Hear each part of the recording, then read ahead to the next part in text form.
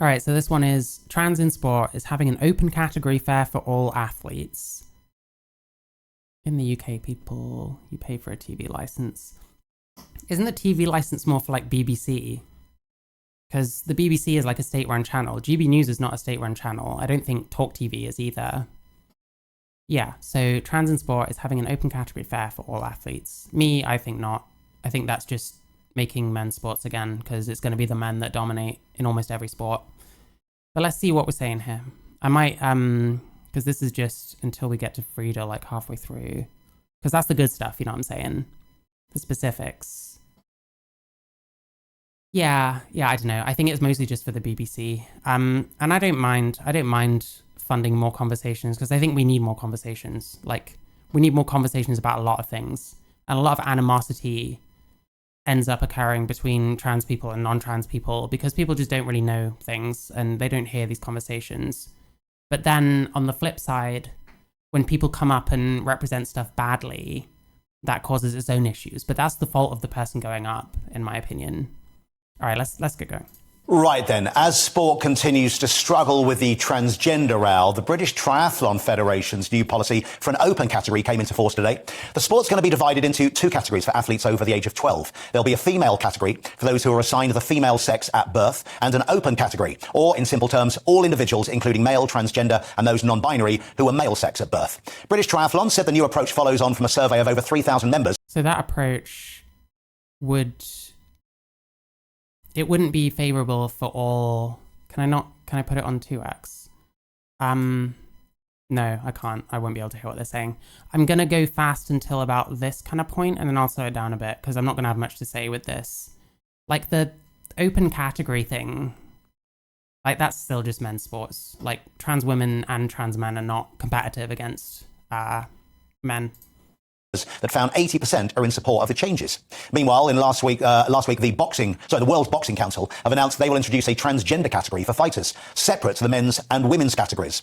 Now, to discuss this, I'm joined by former Olympic swimmer and arguments about trans categories specifically. I think it's usually people. There's just not very many of them.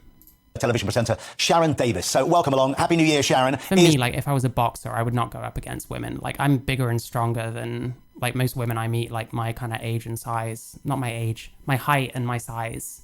Like, I've met people that are like tall and skinny, same height as me, that can't lift anywhere near I can because they're a woman and I was born male. So I wouldn't be comfortable doing it myself. Is this the right move? It sounds a lot more inclusive and fair to me. Good?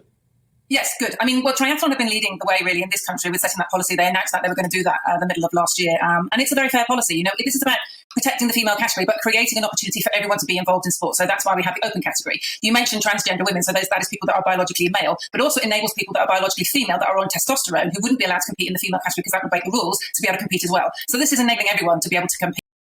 The problem with this is that trans women and trans men are not competitive with men.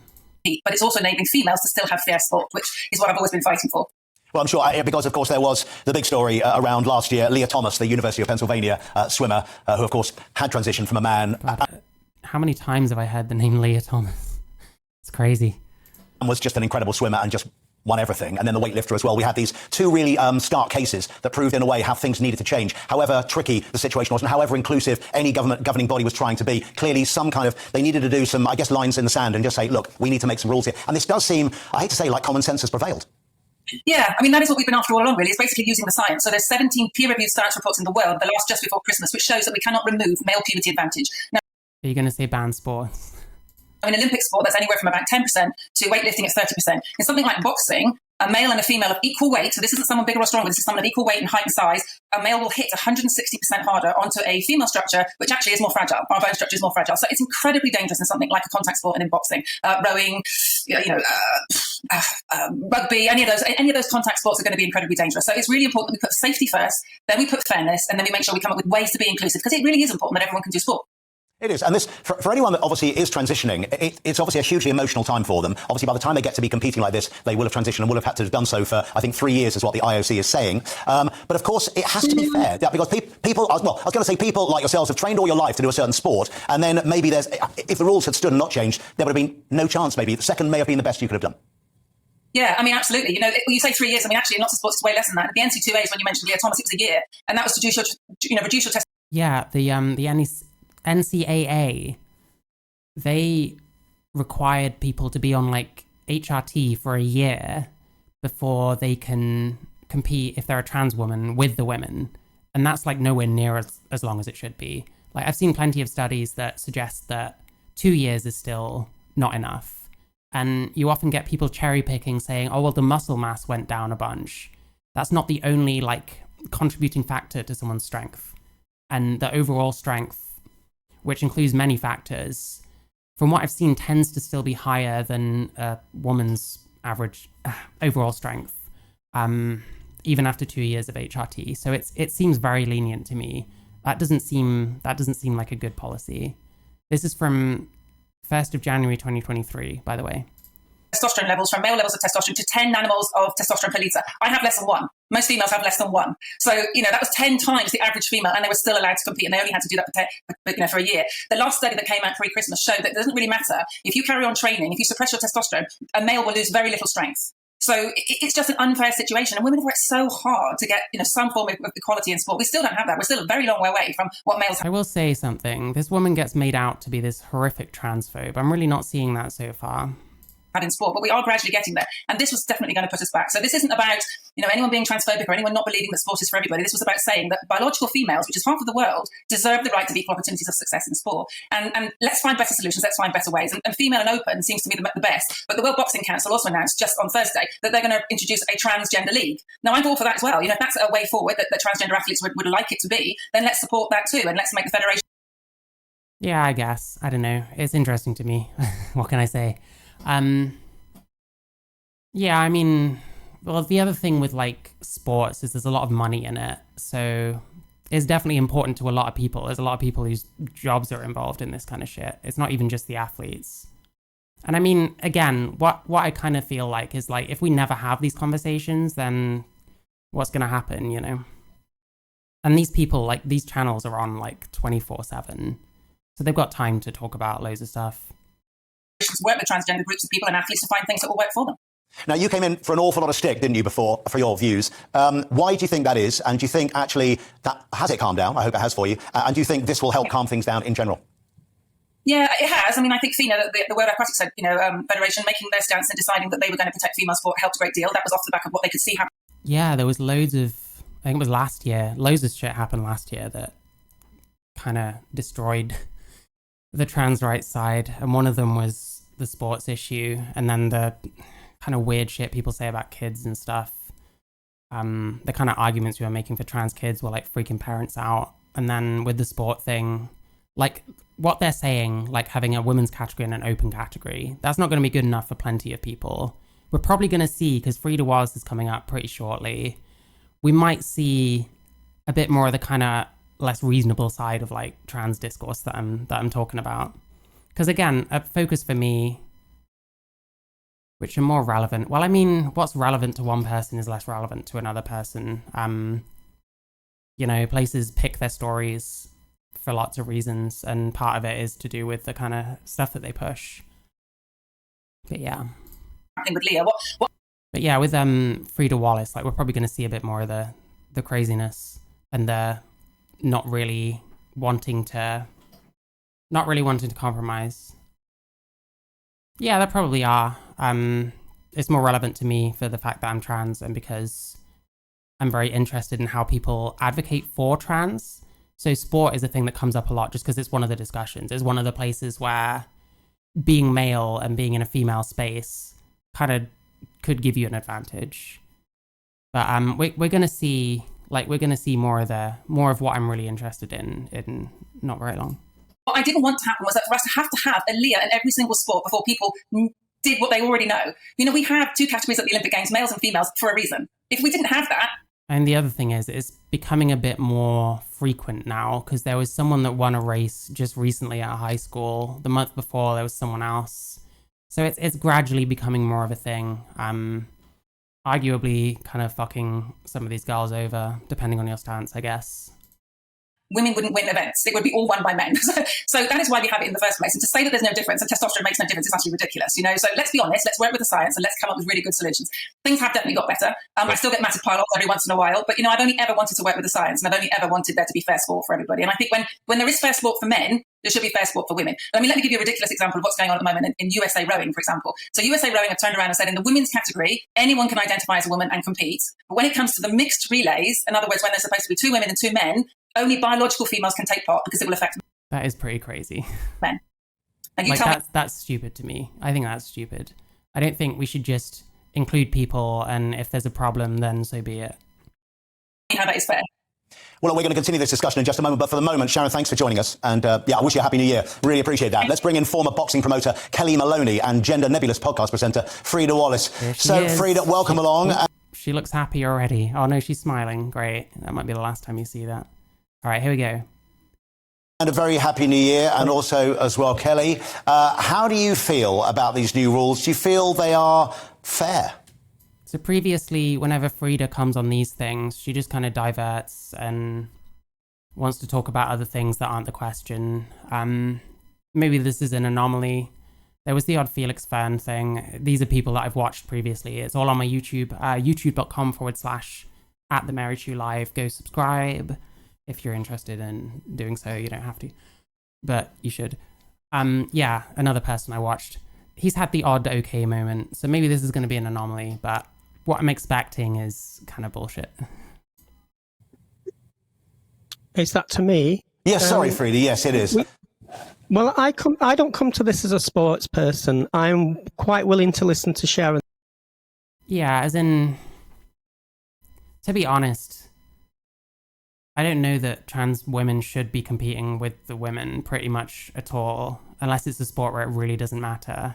Because there's really not that evidence of where it is we can tell that the strength advantage has been removed enough to where it's proven that trans women and women can compete fairly and safely. That's kind of the standard I have. And if it means that we're kind of fucked at the moment, maybe that's how it is. You know, you're changing gender. You've got to expect there's going to be some issues with that. And talking about we should follow the science, because I don't follow that kind of stuff. What's interesting to me about this debate is why it's happening now. Why it's happening now. We're already getting it. This is not going to be about sport whatsoever. I think this whole thing is probably going to be irrelevant to everything we've heard so far. And there's this kind of, and Sharon has thrown in with some quite transphobic people on guilt by association. I don't agree. I don't know, maybe I misinterpreted you a bit. I don't think born males should be allowed in with women until it's proven that they can do so like fairly and safely. And there's kind of the philosophical aspect as well, which is that, you know, women's sports are there so that they're not competing with males, but then there's people who are born male still competing with them and sometimes winning. Twitter, and that's just a matter of fact. And there's this kind of invasion narrative. We're talking about Twitter already, this fucking person. And there's this kind of, and Sharon has thrown in with some quite transphobic people on Twitter, and that's just a matter of. Like, imagine going on TV and your first point being is, well, look at her follow list on Twitter. Like, really? This is like the kind of pathetic shit I expect on Twitter. I don't expect it off of Twitter. And it's not really a point. Like, I don't know. Fact. And there's this kind of invasion narrative that trans women are taking over sports and it's going to be a problem for them. It really isn't. You can name them on one hand, maybe, the trans women that are making waves in sport. And also, this isn't a new thing. This goes back. Yeah, like the fact that there's not many of them doesn't really change the question of what kind of advantage you have if you're born male, and the philosophical question of should born males be in with the women in general. To like 1976 when Renee Richards... Progressive tax. I don't actually know too much about tax, if I'm honest. The gender shit is my main thing, and music, I guess, but... Yeah, I don't know enough about taxes. Maybe one day I'll look more into it, because I don't know, I might end up covering all sorts of shit as I go along. Who knows? She was in the US Tennis Open and she played as a trans woman It didn't create the kind of hysteria that it does now. The reason these things are because she lost. Creating these waves now is because we live in a culture war climate. So somebody like me is seen as we live in a culture war climate, which this person is contributing to, by the way. Don't let people fool you. They're contributing to it and potentially profiting off of it just as much as anyone else. You know, you can criticize me based on my otherness, and that's the problem I have with it. I'm all for fairness in sport, because it wouldn't make sense if somebody was winning everything. Like if I started, I'm not a sports person, but say if I entered a sports category, I do a bit of swimming, and I just started winning everything, how would that benefit me? Because I'm like some kind of, there's no sort of trans superwoman that's winning everything. That's not What if it did happen? happening. So I'm not sure there was the case of Leah Thomas, and I suppose it highlighted... She wasn't winning everything, Neil. She wasn't, but it highlighted... Even if she wasn't winning everything, there's still the potential for advantage being born male. I mean, you can see it. Like, she's how much taller than, like, Riley Gaines here? I think that's Riley Gaines. I've seen her as well in these, because she's kind of on the conservative circuit, which, you know, whatever. Yeah, I know. Oh my god, someone did one about fucking... Oh, that fucking bitch. I need to shit on her at some point. What was her name? Sarah Jane Baker. She's a fucking moron. Anyway. Highlighted a problem, I guess, and it was a problem that was like, okay, maybe we need to try and be fair to everyone and inclusive for everyone, but how do we do that so that if you happen to be that person against Leah and you felt it was incredibly unfair, that you know, you trained all your life for that moment. I know, because the numbers obviously clearly, as you quite rightly say, are very small, but we're just trying to make it fair. I mean, do you think the specific one, for example... The other thing is, if the rules were, like, super open and, like, anyone can enter the women's if they identify as whatever, what's to stop some, like, less scrupulous country bringing a bunch of men in like that in an attempt to win things? Like, there has to be some kind of standard for that reason, I think. Like, we had... Was it in Canada? There were, like, weightlifting competitions that, like, because anyone who identified as anything could enter, and it was a women's one, like, a man literally showed up and said, I'm a woman. That's the kind of thing you're letting potentially happen. And the reason we're talking about it today is, of course, because the rules have come into effect today. So say for British triathlon, there is this open category. Does that seem like common sense to you? Actually, can I bring in you, Kelly? What do you think? Well, I am from the sporting world, and I do believe in fair play and safety first in sport. Wait, is this person trans as well? I don't know who this is. Kelly Maloney. You know, but you talk about the swimmer. She only won one race. She was in about 8 races that day, and she didn't break any records like you like to say she did. They're dancing around the point. This always happens. They won't accept that there's the potential for advantage, and that even if it's not that person, it could just be someone else. I think that's how it works technically, but a lot of the time trans women are allowed in. So what they're saying at the moment, this was that Leah Thomas. So she's a trans woman. She won a sporting event. She apparently didn't set any records and didn't win other events. So that means that it's fair. But I don't agree with that, because there's nothing stopping someone even bigger and stronger than Leah Thomas coming along and actually doing that. You know, that could happen someday. And then what do we do? And I mean, again, like, we're not really addressing the fact that they're born males and there's the potential for advantage overall. And that's a reason why women are going to feel a bit fucked off when they lose to trans women. And the New Zealand weightlifter absolutely didn't even qualify after the first round. You have to remember, sport's not just about the physical side, it's also about the mental side. And a trans person goes through a hell of a lot of stuff to get to where they are today, and it affects them mentally. Yep. You know, I agree with the WBC's rule. Affects them mentally how? In a way that would make them worse at sports? What they've come up with, I think that's very good, because that is a sport that you have to have first-class safety. But I think, you know, we will see how the triathlon thing goes. The WBC have obviously set a precedent by setting a trans category, so it's led the way for other sports to follow. It's more of a political decision than a sports decision. Mm-hmm. But Right. Based on what? I totally agree. Trans women should not be allowed to box biological women in any form of combat sports. But other Yeah, fair. sport, I think we have to look at, I listen to Sharon Davis and I respect Sharon's views and, she's entitled to her opinion, same as we are. But we need more evidence. I work. She's entitled to her opinion, but the sports have been like agreeing with her because quite a lot of them now have banned like trans people from competing in the women's. Not all of them, but some of them. With sports physiologists, and I've got one who's told me, you have a slight advantage, but it depends on how far you are in your transitioning.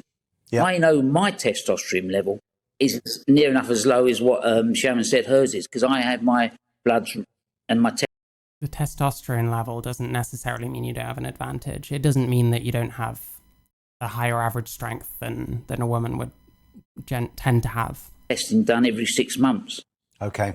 One thing I'd like to ask is, I guess what is good about this is we can sit down this and we can debate it sensibly and rationally. Sometimes on social media, these things. Oh, that's what they needed all along, was for Freda to have like a wrangler. That's what we needed.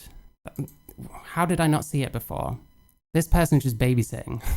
Things get out of control because it just becomes name calling. Like she can't soy out as hard as normal because someone else is here who kind of agrees with her. I don't know, it's weird.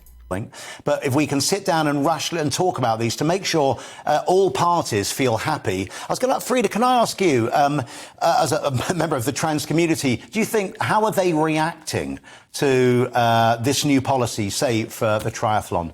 Do they feel that this feels fair? Does it feel like common sense at play? Well, no, it doesn't feel fair because it seems like segregation. Segregation? Sports are already segregated. Feels like, well, if I was a sports person, I'm forced to play with men, and I don't have I don't want this to trickle down to the amateur level. I wouldn't want somebody who is trans to suddenly think they can't be involved in sports, because sport is not just. Do I look like Freda Wallace? If I had round glasses, I reckon it'd look like it. Her glasses look like they're upside down, is what I'm getting at. It's not just about pure science and physicality. It's about striving, being the best person you can be. What does being the best person you can be have to do with whether or not you likely have an advantage? Or how women feel having to now have men in their sports?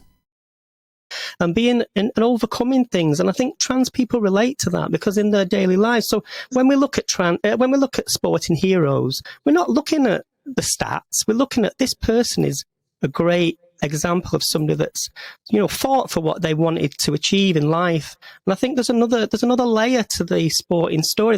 So a lot of people have fought for what they wanted to achieve in life. I don't know. I don't even know what she's like. I don't know. We're trying to make this abstract. I've heard her talking about sports before. And I've heard her talking about how she likes to derail these kind of conversations. But I think this is an earlier one, possibly. Yeah, I don't know. This is pretty shit. But then I didn't expect anything but from this person. I've watched a bunch of videos with her, and so. Well, no, I can understand Sharon Davis saying, we have to look at the science, because there is a sports science. But all that is I was thinking about, the women's Euros, the Lionesses. Yep. If you look at the parity, there were 32-year-old women on the same field as 17-year-olds. Sorry. Oh, we're not gonna try and equivocate age with gender, are we? Please no. Please tell me no. 18-year-olds, and I was thinking, well, if you're going to talk about parity, you can't cherry pick. You've got to. You can't cherry pick. Trans women are born as men, not as men. As fucking. Jesus Christ, what is going on? Trans women are born male. This person will not accept this. They will not accept that that's the case. You had to look at sport completely in the sense of science and parity. Sharon Davis wouldn't be allowed to compete because how tall is she? You know what I mean? It's like, you'd have to say, well, you're Or does it sound better like this? It probably does. too physically big to be a swimmer because you're going to win everything. What? Oh, this person is fucking retarded. Seriously. This is like... I've watched this person before, okay, I know what they're all about, and it's bullshit. She's a bullshit artist. She's completely full of shit. This is like the cult brain trying to integrate with the rest of the world, I guess. Analog moderator. That's fine, I'm good with that. Oh, and it's working again, there we go. Yeah, what was I trying to fucking say? Yeah, like a 32-year-old and a 17-year-old that are both born female versus a born male and a born female. Can you see why that's not quite the same thing? Like, she doesn't know much about this kind of shit though. Like, there's a reason why the science is important, because it needs to be like fair and safe. But this person wants to talk about like underdog stories and like, well, we're not talking about age. Well, because people seem to be able to compete fairly based on age. That, like, what's his name? Lionel Messi, like, the last World Cup he was in, wasn't he like 35 or something? Like, very old for a footballer. Do you know what I mean? Well, so you can't do that. I think that's wrong.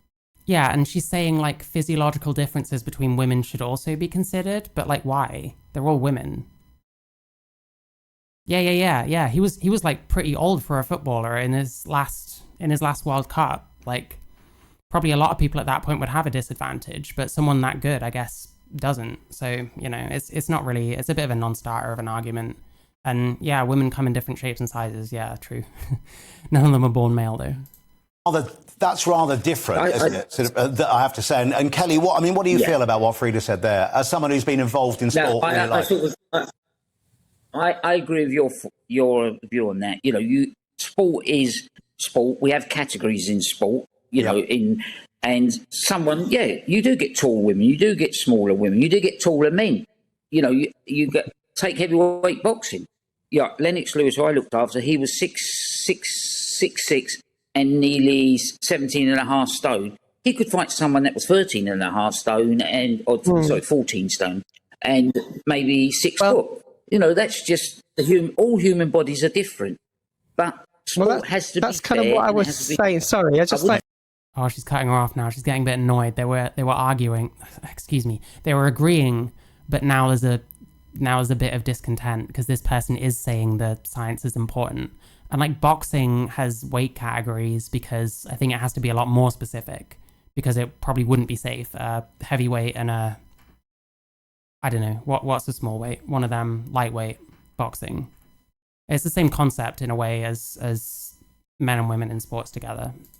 So my point of view is because there's no such thing as a level playing field in sport. That's referring to Sharon Davis has got quite big shoulders. She is a very powerful woman. Oh, she's really killed Freda's mood here. I feel bad for her because now she's doing that.